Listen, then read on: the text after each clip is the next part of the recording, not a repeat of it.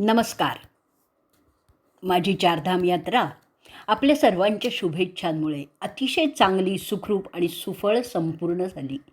धन्यवाद देण्यात काहीही मजा नाही. त्यामुळे दिलेल्या शुभेच्छांबद्दलचं प्रेम मात्र कमी होण्यात आणि एक प्रकारचा माझ्या मनात अहंभाव निर्माण होणार आहे. जर शुभेच्छा नसतील ना, तर ही यात्रा संपूर्ण होऊच शकणार नाही, असं माझं तरी ठाम मत आहे. तरी प्रत्येकाला मनःपूर्वक नमस्कार. तिकडे फोनची रेंज नसल्यामुळे गेली 15 दिवस आपण एकमेकांशी काहीही बोलू शकलो नाही किंवा ऑडिओही मी पाठवू शकले नाही. पण बऱ्याच जणांनी फोनवरून कसं तरी रेंज मिळेल तिथे मला चौकशी करत होते. खूप आनंदही वाटत होता. त्यातच काही जणांनी ऑडिओ तरी करून पाठवा, आल्यावर तरी करा, अशी आग्रहाची मागणी केली. म्हणून आजपासून आपण दररोज एक एक धाम ऐकणार आहोत. भारतातील 4 धाम ही तीर्थक्षेत्र अतिशय महत्त्वाची आहेत. ही भारतातली 4 ठिकाणं जी आहेत ती म्हणजे रामेश्वरम, जगन्नाथपुरी, बद्रीनाथ, केदारनाथ आणि द्वारका. तर हिमालयात एकत्रितपणे भारताचा छोटा 4 धाम म्हणून ओळखला जाणारा 4 निवासस्थान आहेत आणि 4 धाम यात्रा म्हणून लोकप्रियच आहेत त्या, ज्याच्यात हिंदूंच्या 4 पवित्र तीर्थांचा समावेश आहे. यमुनोत्री, गंगोत्री, केदारनाथ आणि बद्रीनाथ. सर्व मंदिरं उत्तर भारतातील उत्तराखंड राज्यातील गढवाल प्रदेशात वसलेली आहेत. आदी शंकराचार्यांनी भारतातील प्रत्येक धाम हे एका विशिष्ट युगाचं प्रतिनिधित्व केलेलं आहे असं प्रतिपादलेलं आहे. बद्रीनाथ सत्ययुग, रामेश्वरम त्रेतायुग, द्वारका द्वापारयुग, ते जगन्नाथपुरी हे कलियुगाचं. अनेक हिंदूंचा असाही विश्वास आहे की या धामांना भेट दिल्यास मोक्ष, मुक्ती प्राप्त होण्यास मदत होऊ शकते. 4 धाम यात्रा. उत्तराखंड हे राज्य आहे, ज्याचं पुराणात देवभूमी, पुण्यभूमी, ऋषीमुनींनी भरलेली भूमी या नावाने वर्णन केलेलं आहे. 4 धाम यात्रा 2024. चला आता आपण एक एक धाम सविस्तर ऐकूया क्रमाक्रमाने. पहिलं स्थान आहे किंवा धाम आहे यमुनोत्री. हिमालयातील 4 धाम यात्रेतील हे एक महत्त्वाचं स्थळ आहे. ऋषिकेशपासून उत्तर काशीला जायचं आणि तिथून यमुनेसाठी रवाना व्हायचं. उत्तर काशी, धरासू, यमुनोत्री असा हा अतिशय खडतर प्रवास आहे. हिमालयातील प्रवास मूळचाच अवघड आहे, त्यातला यमुनोत्रीचा तर भयंकर अवघड आहे, विशेष अवघड आहे. आपण मराठी माणसं यमुनोत्री असा उच्चार करतो, तर उत्तरेकडची माणसं जमुनोत्री असं म्हणतात. यमुनोत्री समुद्र सपाटीपासून साधारणतः 3200 मीटर उंचीवर आहे. बारकोट किंवा बडकोटपासून साधारणतः 20 किलोमीटर लागणारे लाखामंडल मात्र थोडा वाकडा रस्ता करून पाहायला हवं. हे असंच ठिकाण आहे. ह्या अवघड घाट रस्त्याने गेल्यानंतर डोंगरात कौरव पांडवांच्या असंख्य मूर्ती दिसतात. इथली मंदिरं पांडवांनी बांधल्याचं सांगितलं जातं. मंदिरं अतिशय प्राचीन आणि दरवाजावर बारीक बारीक कोरीव काम केलेलं आहे. शेजारीच उघड्यावर असलेलं प्रचंड शिवलिंग म्हणजे खरं तर नवलच आहे. ह्या शिवलिंगावर पाणी ओतलं ना की ते आरशासारखं पारदर्शी होतं. आजूबाजूच्या प्रतिमा देखील त्यात स्पष्ट उमटतात. परतीच्या प्रवासात 2-3 किलोमीटरवर एक भुयाराचं तोंड दिसतं. इथे एक अशी कथा सांगितली जाते की लाखामंडल याच ठिकाणी पांडवांना लाक्षागृहात जाळण्याचा प्रयत्न झालेला होता आणि ते या भुयारातून सुखरूपपणे सुटून गेले होते. बडकोट पासून पुढे ब्रह्मखाल नावाचं एक छोटंसं खेडं, खरं तर एक छोटीशी वस्ती आहे. इथे जमदग्नींचं मंदिर आणि कल्पवृक्ष पाहायला मिळतो. संपूर्ण रस्ता जरी डोंगराळ असला ना तरी या गावाजवळ शेती मात्र पाहायला मिळते. जंगलाची सोबत कुठेही सुटत नाही बघा. आत्ता आपण पोचतो ते हनुमान चट्टीला. इथे वाहन कुठंही उभं करता येत नाही, म्हणून सयान चट्टीला खालीच उभी केली जातात. हनुमान चट्टी छोटीशी जागा आहे. यमुनोत्रीला जाण्यासाठी इथे मुक्काम करता येतो. इथे सपाट जागा अतिशय कमी आहे, म्हणजे अगदी अगदी कमी आहे. त्याच्यापुढे 5 किलोमीटर जानकी चट्टी आहे, इथेही मुक्काम करता येतो. हनुमान चट्टीपासून जानकी चट्टीपर्यंत जीपने किंवा नंतर पायी किंवा घोडा, कधी कंडी, दंडी, डोली असाही प्रवास करून यमुनोत्री गाठायचं. भल्या पहाटे निघावं लागतं. जानकी चट्टीपासून वर 6 किलोमीटर अंतर चढून गेल्यानंतर यमुनेचं देऊळ आहे. यमुनोत्री हा यमुनेचा उगम मानला जातो. मात्र प्रत्यक्षात उगम आणखीनच उंचावर आहे. तिथपर्यंत जाणं खरं तर अशक्यच आहे. यमुना नदीचा उगम कालिंद पर्वतावर सुमारे 4421 मीटर म्हणजेच समुद्रसपाटीपासून 14,505 फूट असलेल्या मंदिरापासून थोड्या अंतरावर आहे. यमुना मंदिर टेहरी किंवा टिहरी नरेश महाराज प्रतापशहा यांनी बांधल्याचं सांगितलं जातं. काळ्या पाषाणातील यमुनेची अतिशय देखणी मूर्ती आणि शेजारीच पांढऱ्या संगमरवरी गंगेची मूर्ती आहे. मंदिराबाहेर गरम पाण्याची कुंड असून भाविक तिथे स्नानही करतात. सूर्यकुंडातील पाणी तर उकळतं असून या कुंडात पुरचुंडी बांधून तांदूळ किंवा बटाटे सोडतात. भात आणि बटाटे शिजूनच निघतात आणि हा प्रसाद म्हणून तिथे ग्रहण केला जातो. सगळ्यात वाईट गोष्ट म्हणजे इथे राहण्याची व्यवस्थाच नाही आहे. त्यामुळे राहण्याची व्यवस्था नसल्यामुळे एका दिवसात दर्शन घेऊन परतावंच लागतं. येण्याचा रस्ता जसा बिकट आहे तसा जाण्याचा तर अतिशय बिकट आणि खडतर आहे. एका बाजूला उंच डोंगर तर दुसरीकडे खोल दरी. मार्गही अतिशय अरुंद, त्यामुळे जीव मुठीत धरूनच हा प्रवास करावा लागतो. शिवाय उंचावर असल्यामुळे हाय अल्टिट्यूडचाही त्रास होऊ शकतो.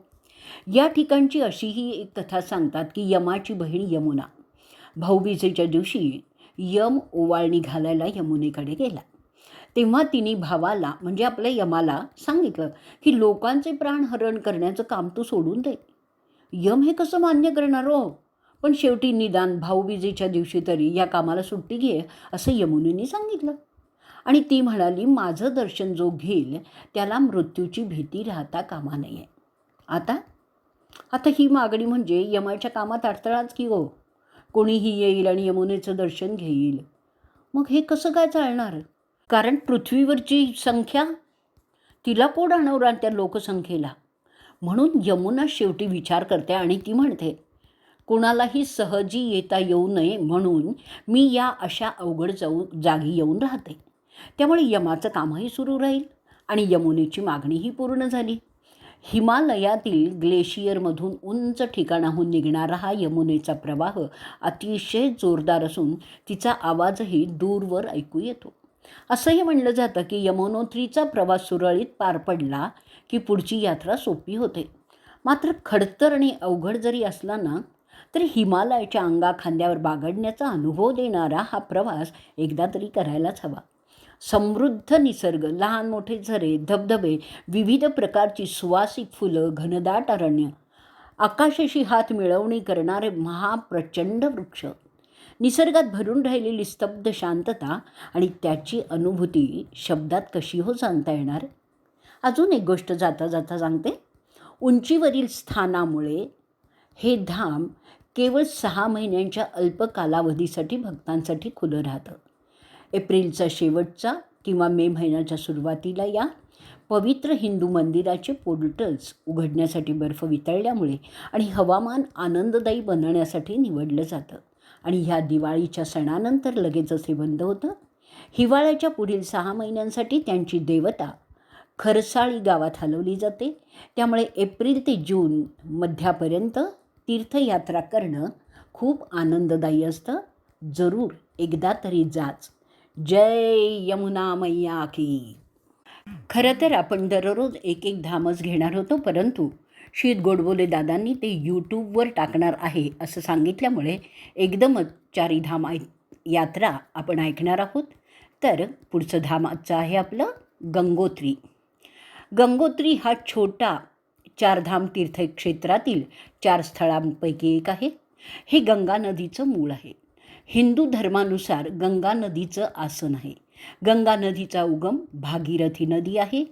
भगीरथाच्या भगीरथ प्रयत्नाने उत्पन्न झालेली म्हणून तिचं नाव भागीरथी आहे. जी गंगोत्री हिमनदीपासून उगम पावते. एकदा नदीचा देवप्रयाग नावाच्या गावात अलकनंदा या नदीशी संगम झाल्यावर शेवटी तिला गंगा हे नाव प्राप्त झालेलं आहे. गंगोत्री हे उत्तर भारतातील उत्तराखंड राज्यातील उत्तर काशी जिल्ह्यातील गाव. गंगा नदीचं उगमस्थान असलेलं हे ठिकाण हिंदू धर्मियांच्या दृष्टीने तीर्थक्षेत्र मानलं जातं. हिमालयाच्या रांगांमध्ये वसलेली गंगोत्री 3415 मीटर उंचीवर वसलेलं आहे. गंगोत्री हे गंगेचं उगमस्थान मानलं जात असलं ना तरी खरा उगम तिचा इथून पुढे 29 किलोमीटर श्रीमुख पर्वतात गोमुख आहे. तिथून 30 किलोमीटर लांब आणि 3 मीटर रुंदीची गंगोत्री हिमनदी संपून गुहेसारख्या भागातून भागीरथीचा प्रवाह वाहू लागतो. तिथपर्यंत वाट खरोखरीच फार बिकट आहे. असो, भारतीयांच्या हृदयात गंगा नदीचं नक्की स्थान काय आहे ह्याचं वर्णन करणं खरं अतिशय अवघड आहे. स्वर्गीय गंगा भगीरथाने भगीरथ प्रयत्नाने म्हणजेच महत प्रयास आणि प्रयत्नाने भूलोकी आणलेली आहे आणि ह्या पुण्यसरितेने अवघं भारतवर्ष पावन केलं आहे. नदी ही जीवनदायिनी असतेच, पण त्यातही गंगा ही केवळ जीवनदायिनी नाही आहे, तर त्यापेक्षाही अधिक काहीतरी आहे. गंगेचं पाणी कितीही काळ साठवलं ना तरी ते खराब होतच नाही. म्हणूनच न परतीच्या प्रवासाला निघालेल्या आपल्या प्रियजनांच्या मुखात घालण्यासाठी गंगोदकाचा गडू बहुतेक हिंदू कुटुंबात देवघरात ठेवलेला असतो. भारतीयांचं गंगामातेशी असं वेगळंच भावबंध जोडलेलं आहे आणि म्हणूनच हिमालयातील चारधाम यात्रेतील गंगोत्री हे स्थान पाहायलाच हवं. श्रद्धावंतांनी भावापोटी पाहावं, ते ज्यांची देवावर श्रद्धाच नाही आहे त्यांनी निसर्ग सौंदर्याच्या अनुभूतीसाठी तरी गंगोत्रीला जरूर भेट द्यावी. ऋषिकेशपासून गंगोत्रीला जाता येतं. उत्तरकाशी, तिलबाडा, रुद्रप्रयाग आणि गंगोत्री हा नेहमीचा मार्ग आहे. हिमालयन रेंजमध्ये येणाऱ्या गंगोत्रीला एक गंगादेवीचं सुंदर मंदिर आहे. अर्थातच इथे ती वाहते भागीरथी म्हणून. देवप्रयाग इथे तिचा अलकनंदेशी संगम होतो आणि त्यापुढे ती गंगा म्हणून ओळखली जाते. गंगोत्री हेच गंगेचं उगमस्थान मानलं जात असलं तरी प्रत्यक्ष उगम गंगोत्रीपासून 3 किलोमीटर अडचणीचा रस्ता पार केल्यानंतर आहे आणि त्याला गोमुख असंही म्हणतात. इथे घोड्यावरून किंवा पायीच जावं लागतं. संपूर्ण रस्ता म्हणजे निसर्गप्रेमींच्या डोळ्यांना खरं तर मेजवानीच आहे. शांत देखणा परिसर मनालाही शांत अवस्थेतच नेणारा आहे. यामागची एक कथा अशी सांगितली जाते की राजा भगीरथाने आपल्या पूर्वजांचं पापक्षालन करून त्यांना मोक्ष मिळवून देण्यासाठी खूप प्रयत्न करून गंगेला भूलोकी आणले. राजा सगराने पृथ्वीवरील राक्षसांचा नाश करून सम्राटपद मिळवण्यासाठी अश्वमेध यज्ञ केला. त्याच्या शक्तीने घाबरलेल्या इंद्राने हा अश्व समाधीस्थ असलेल्या कपिल ऋषींच्या आश्रमात नेऊन बांधला. सगराचे 60,000 पुत्र आश्रमात आले आणि गैरसमजाने त्यांनी आश्रमाची नासधूस केली. समाधीतून जागे झालेल्या कपिल मुनींनी जेव्हा हे पाहिलं तेव्हा त्यांनी दिलेल्या शापामुळे सगळे पुत्र नष्ट झाले. त्यांची रक्षा वाहून नेण्यासाठी आणि त्यांना मोक्ष मिळावा म्हणून राजा दिलीपाने तपश्चर्या केली. त्यानंतर भगीरथांनी तप केलं. भगीरथावर गंगा प्रसन्न झाली आणि पृथ्वीवर आली. ज्या शिलेवर बसून भगीरथांनी हे तप केलं आहे ती भगीरथ शिला मंदिराजवळच आहे. भगीरथाच्या विनंतीवरूनच स्वर्गातील गंगा पृथ्वीवर येणार होती.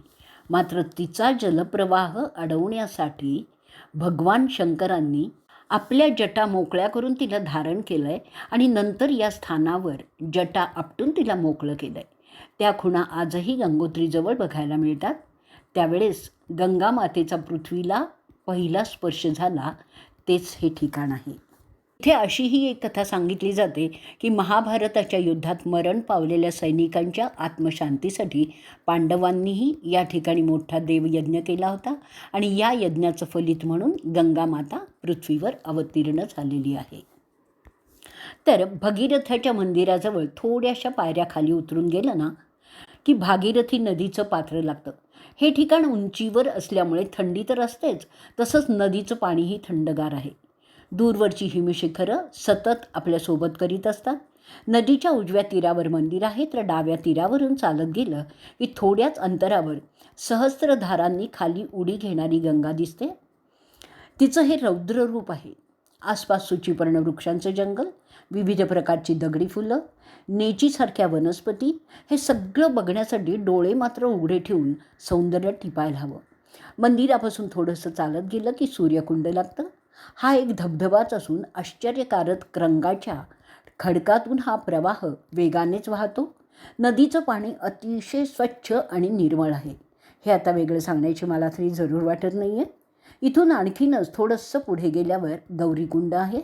रस्ता सोडून थोडंसं खाली उतरून जायचं आणि खोल कपारीत अतिशय वेगाने घुसळण करीत आलेला नदीचा प्रवाह श्वास रोखून धरूनच पाहायचा आहे. पाण्याचा वेग पाहूनच छातीत धडकी भरते. गंगोत्रीत डोंगर रांगांमध्ये अनेक लहान मोठ्या गुहा आहेत. इथे तपस्वी साधना करण्यासाठी येतात. ना दिवे ना अन्य काही सोयी, पण गंगेच्या सान्निध्यात तपश्चरण करणं म्हणून सर्वसंग परित्याग करून इथे साधक येतात. अनेक तरुण साधकही दिसतात. ते गुरु आज्ञेने इथे येऊन साधना करतात. छोटा चारधाम यात्रेच्या संपूर्ण परिक्रमेमध्ये गंगोत्रीचं महत्त्वपूर्ण स्थान आहे. याचं मुख्य कारण म्हणजे एकतर ते गंगेचं जन्मस्थान आहे, हिंदूंसाठी सर्वात पवित्र नद्यांमध्ये एक, आणि मानव जातीला जीवन देण्यासाठी मानवजातीचं शुद्धीकरण करणारी मुख्य नदी गंगा आहे. गंगोत्रीचं धार्मिक महत्त्व त्याच्या अनेक पौराणिक संबंधांशी संबंधित असू शकतं. असं मानलं जातं की गंगोत्री इथे वाहणाऱ्या गंगा नदीच्या पाण्यात एक शक्तिशाली अमृत आहे, ज्याद्वारे भगवान शिवांचा घास शांत झाला आहे आणि त्याने विष प्यायल्यानंतर तो बरा झाला आहे. यात्रेकरूंचा यावर दृढ विश्वास आहे आणि अशा प्रकारे गंगा नदीचं पवित्र पाणी त्यांच्याबरोबर घेऊन जाण्यासाठी दूरहून मोठ्या संख्येने ते येतात, ज्याचा उपयोग नंतर भगवान शिवांच्या पूजेसाठी केला जातो. अशा प्रकारे आपण कितीही बोललो तरी गंगेचं महत्त्व संपतच नाही आणि काहीही तिथे नवीन दिसलं ना तरी नवीन गोष्टी माहितीच होतात. जय गंगे, जय भागीरथी, गंगा माता की जय. आज आपण चालणार आहोत केदारनाथ मंदिराकडे. केदारनाथ मंदिर हे स्वयंभू मंदिर आहे. निर्माण काल अतिप्राचीन आहे. याची देवता आहे भगवान शंकर. वास्तुकला हिंदू. हे स्थान आहे उत्तराखंडाच्या रुद्रप्रयाग जिल्ह्यामध्ये. केदारनाथ मंदिर हे भगवान शंकरांचं एक हिंदू मंदिर आहे. हे मंदिर भारत देशाच्या उत्तराखंड राज्यातील केदारनाथ गावात मंदाकिनी नदीच्या काठावर बांधलेलं गेलं आहे. केदारनाथ हिंदू धर्मातील सर्वात पवित्र स्थानांपैकी एक असून ते 12 ज्योतिर्लिंगांपैकी एक आहे. तसंच पंचकेदार आणि छोटा धाम ह्या तीर्थक्षेत्रांपैकी एक मानलं जातं. हिमालय पर्वतामध्ये स्थित असलेल्या केदारनाथ मंदिराची निर्मिती पांडवांनी केली, तर आद्य शंकराचार्यांनी ह्या मंदिराचं पुनरुज्जीवन केलेलं आहे असं मानण्यात येतं. केदारनाथ सर्व ज्योतिर्लिंगांमध्ये सर्वाधिक उंचीवर स्थित असून इथे भेट देण्यासाठी केवळ पायवाट अस्तित्वात आहे. पण सध्या घोडा, कंडी, पालखी आणि कधीकधी हेलिकॉप्टरही आहे. गौरीकुंडाहून 14 किलोमीटर म्हणजे 8.5 मैल लांबीचा खडतर प्रवास करून केदारनाथ मंदिराचं दर्शन घेता येतं. हे मंदिरही अक्षय तृतीया ते कार्तिक पौर्णिमा ह्या कालावधीमध्येच खुलं असतं. हिवाळ्यामध्ये येथील देवांच्या मूर्ती उखीमठ या ठिकाणी आणल्या जातात आणि तिथेच पूजल्याही जातात. गढवाल प्रदेश, भगवान शिव आणि पंचकेदार मंदिराच्या निर्मितीशी संबंधित अनेक लोककथा आहेत, त्या आपण ऐकणार आहोत. पण त्याआधी एक गोष्ट सांगायची आहे, ती म्हणजे केदारनाथबद्दलची माहिती बऱ्याच जणांनी मला बऱ्याच वेगवेगळ्या पद्धतीने आणि वेगवेगळी सांगितली आहे. ती खरं तर खूप विस्तृत प्रमाणात झाली आहे. बोलण्याच्या ओघात काही रिपिटेशनही झालेलं आहे, पण तुम्ही क्षमा करालच. असो, तर आपण कुठे होतो? पंचकेदारबद्दलची एक लोककथा जी पांडवांशी निगडीत आहे. पांडव हे हिंदू महाकाव्याचे म्हणजेच महाभारताचे नायक आहेत. महाभारत युद्धात पांडवांच्या युद्धात कौरवांचा पराभव होतो. त्यांनी या युद्धदरम्यान भातृहत्या, गोत्रहत्या, ब्राह्मण हत्या हे सगळं केल्याचं पापाचं प्रायश्चित्त करायचं होतं. अशा प्रकारे त्यांनी त्यांच्या राज्याचा लगाम त्यांच्या नातेवाईकांकडे सोपवला आणि ते भगवान शिवाच्या शोधात आणि त्यांचे आशीर्वाद घेण्यासाठी निघून गेले.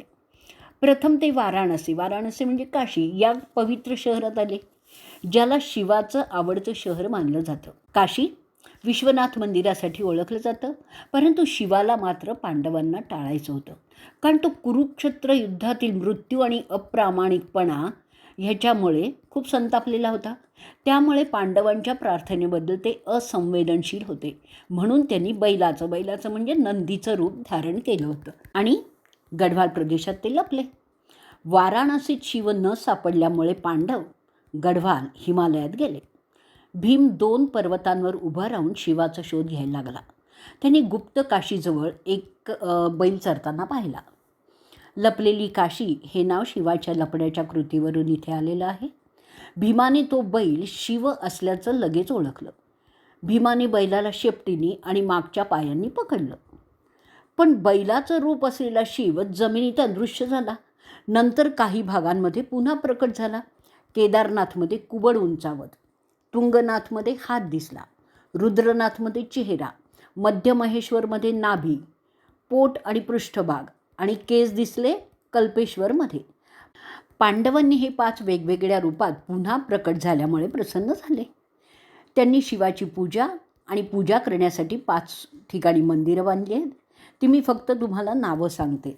शिवाचं वृषभ रूप, ते वृषभाच्या पाठीवरील वशिंडाच्या आकारात असलेल्या शिवलिंगाची पूजा केदारनाथ मंदिरात केली जाते. तेच हे केदारनाथ मंदिर. त्याच्यानंतर त्याच्यावर शरीराचा वरचा भाग पशुपतीनाथाच्या रूपाने नेपाळमधील काठमांडू इथे प्रकट झाला. भुजा तुंगनाथ येथे, मुख रुद्रनाथ इथे प्रकट झाले. महादेवाची नाभी मदमहेश्वर इथे, तर जटा कपिलेश्वर इथे प्रकट झाल्या. आणि शिवाच्या पाठीचा भाग केदारनाथ इथे आहे, म्हणून या 5 ठिकाणांना पंचकेदार असं म्हटलं जातं. आता परत आपल्या मूळ कथेकडे आपण येऊयात, की भीमाला केवळ बैल पकडण्याचं श्रेय देत नाही, तर त्याला गायब होण्यापासून भीम त्याला थांबवतो. परिणामी बैलाचे 5 तुकडे केले आहेत आणि हिमालयातील गढवाल प्रदेशातील केदार खंडातील 5 ठिकाणी तो दिसला. पंचकेदार मंदिर बघितल्यानंतर पांडवांनी मोक्षासाठी केदारनाथ इथे ध्यान केलं. यज्ञ म्हणजे अग्नियज्ञ केला आहे आणि नंतर महापंथ म्हणजे ज्याला स्वर्गरोहिणी म्हटलं जातं आणि या स्वर्गीय मार्गाने स्वर्ग किंवा मोक्ष प्राप्त केला आहे. खरं तर तिकडे आपण गेलं ना की खरंच आपल्यालाही वाटतं की आपणही, कारण तसं खूप आपण जवळ गेलेलं असतो, म्हणून ती स्वर्गरोहिणीचं ते सगळं एकूण नुसतं बर्फच आहे. खरं ते बर्फ बघितल्यावर आपल्यालासुद्धा वाटतं की आपणही चालत जावं. बघू, माझी पण खरं तर इच्छा आहे, माहीत नाही कितपत शिव माझी पुरी करेल ते. असो, आपला सगळ्यांचा आशीर्वाद मला कायमच लाभणार आहे. तर पंचकेदार मंदिरामध्ये भगवान शिवाच्या दर्शनाची यात्रा पूर्ण केल्यानंतर भगवान विष्णूंचं बद्रीनाथ मंदिरात दर्शन घेणं हा एक अलिखित धार्मिक विधी आहे. भक्तांनी अंतिम पुष्टीकारक पुरावा म्हणून भगवान शिवांचा आशीर्वाद मागितलेला आहे. पांडव आणि कुरुक्षेत्र युद्धाचा वृत्तांत देणाऱ्या महाभारतात केदारनाथ नावाच्या कोणत्याही ठिकाणाचा खरं तर उल्लेख आलेला नाही आहे. केदारनाथचा सर्वात जुना संदर्भ स्कंद पुराणात म्हणजे इसवी सन 7 ते 8व्या शतकात आढळतो, ज्याच्यात गंगा नदीच्या उगमाचं वर्णन करणारी कथा आहे. त्या मजकुरात केदारनाथ हे ठिकाण असं आहे जिथे शिवाने आपल्या जटातून पवित्र पाणी सोडलेलं होतं. केदारनाथ तीर्थ पुरोहित हे या प्रदेशातील प्राचीन ब्राह्मण आहेत. त्यांचे पूर्वज म्हणजे ऋषीमुनी नरनारायणाच्या काळापासून लिंगाची पूजा करीत आहेत. इथे भगवान शिव त्रिकोण शिवलिंगाच्या रूपात नेहमी विराजमान असतात अशी ही मान्यता आहे. अजून इथे एक रंजक कथा मला मिळालेली आहे.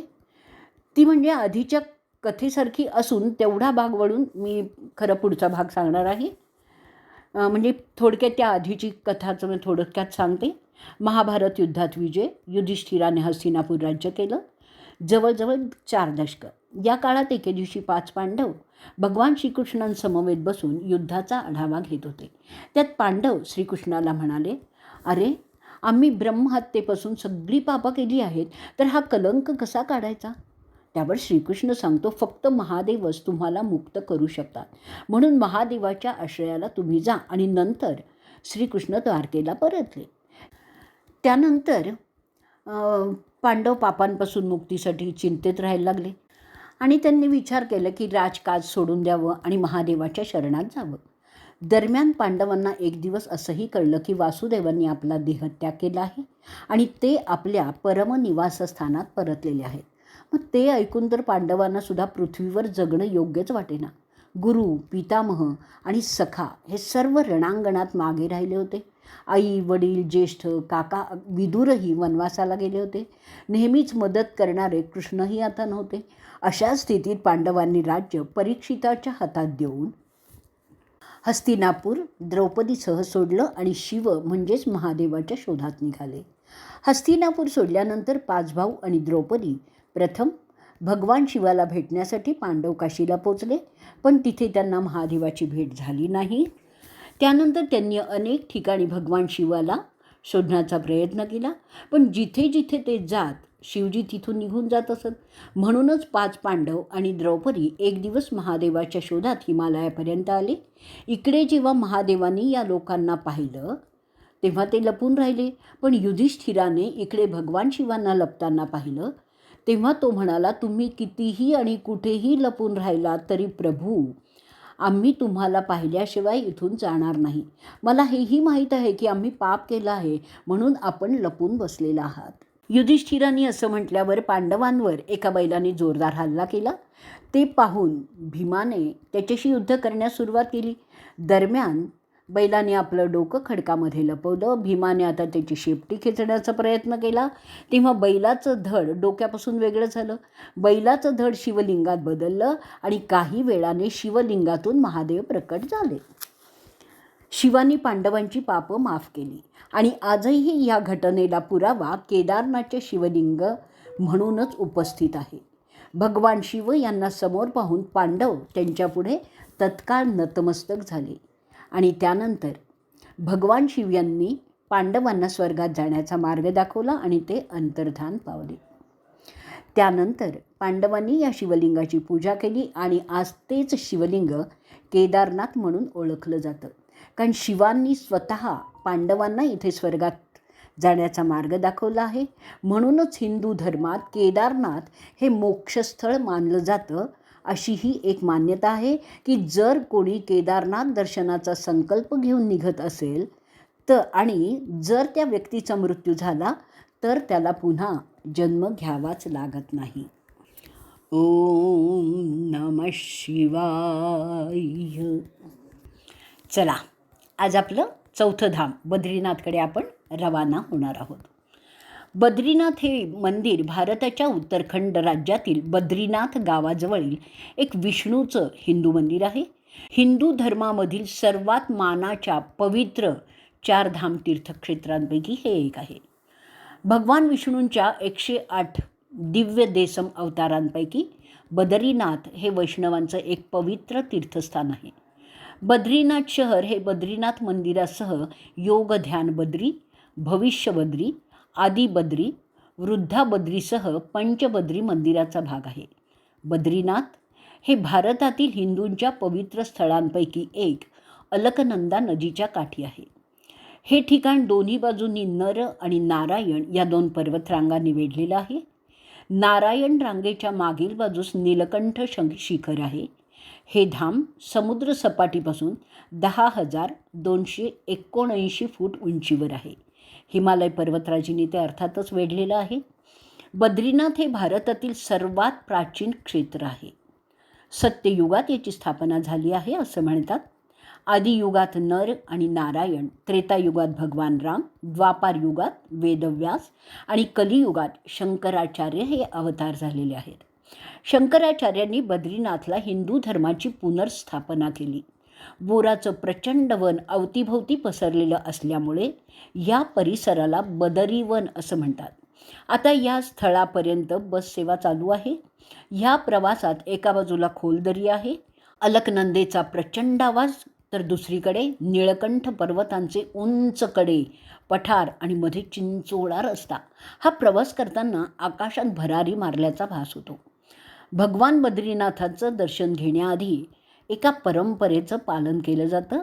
त्या पूजेबद्दल आपण प्रथम जाणून घेऊयात. जगाचे पालनहर्ते मानल्या जाणाऱ्या श्रीहरींच्या या पवित्र मंदिराचे दरवाजे अक्षय तृतीयाला उघडले जातात. बद्रीनाथ मंदिराचे दरवाजे उघडण्यापूर्वी पारंपरिक पूजा होते. ज्योतिर्मठ किंवा ज्योतिषीमठ इथल्या नरसिंह मंदिराचे दरवाजे उघडण्यापूर्वी गरुड छड उत्सव साजरा करण्याची परंपरा आहे. जोशीमठ इथे दरवर्षी होणाऱ्या या गरुड छड जत्रेत भगवान बद्रीनाथांचे भक्त मोठ्या संख्येने सहभागी होतात. ज्योतिर्मठशी संबंधित स्वामी मुकुंदानंदजी यांच्या मते भगवान बद्रीनाथांचे दरवाजे उघडण्यापूर्वी साजरा होणारा गरुड छट उत्सव ही परंपरा भगवान विष्णू आणि गरुड यांच्याशी संबंधित आहे, ज्यांना त्यांचं वाहन मानलं जातं. गरुड छड उत्सवाच्या दिवशी भगवान विष्णू गरुडावर स्वार होऊन आपल्या पवित्र निवासस्थानासाठी जोशीमठ सोडतात. गरुड छड उत्सवात भगवान विष्णू आणि गरुडाचं प्रतीक दोरीच्या साहाय्याने आणलं जातं.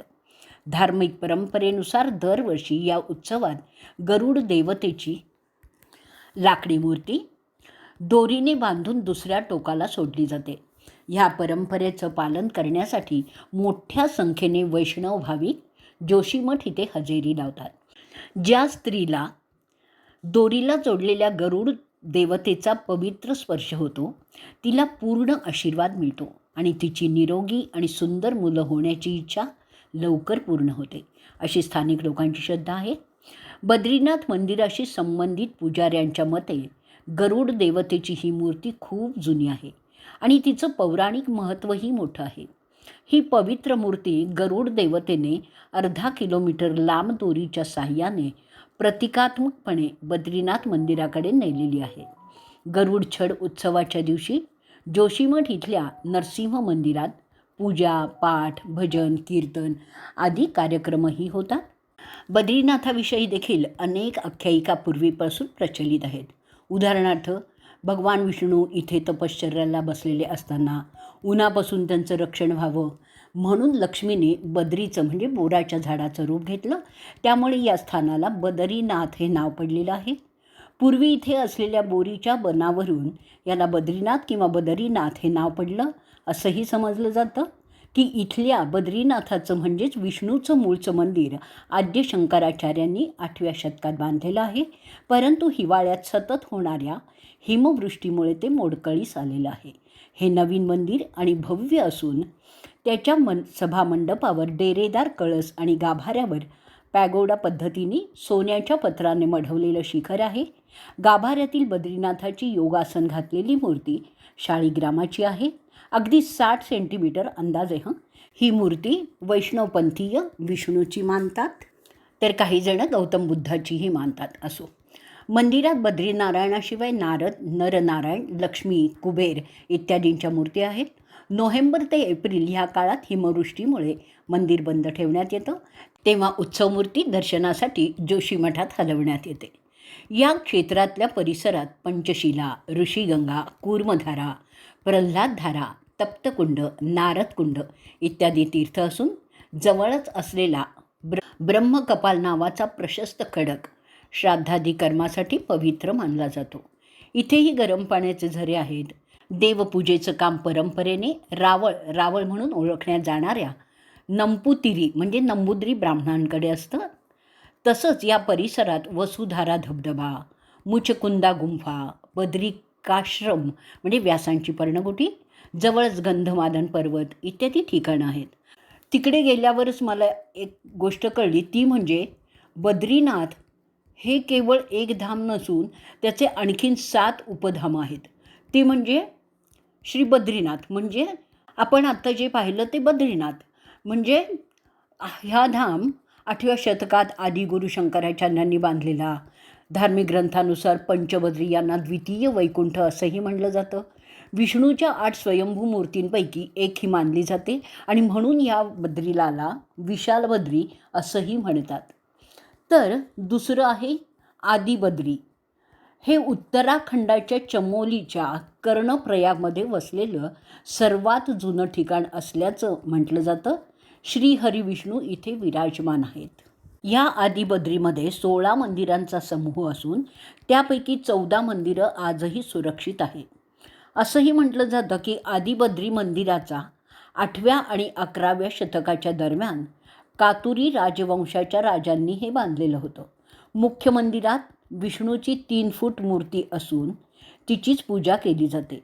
या मंदिरात भगवान श्री सत्यनारायण, लक्ष्मी माता, भगवान शिव, काली माता, अन्नपूर्णा देवी, राम लक्ष्मण सीता, गौरी कुबेर भगवान, चक्रभान आणि हनुमानजी इतर देवतांच्याही मूर्ती आहेत. तिसरं आहे श्री वृद्धाबद्री. हे ठिकाण चमोलीच्या जोशीमठ जवळील अमीनथ इथे आहे. बद्रीनाथपासून 8 किलोमीटरवर हे वृद्धाबद्री आहे. पूर्वीचा भाग 1380 मीटरवर अलकनंदा नदीच्या नयनरम्य किनाऱ्याजवळ आहे. भगवान बद्रीचं तिसरं स्थान जुनं बद्री आहे.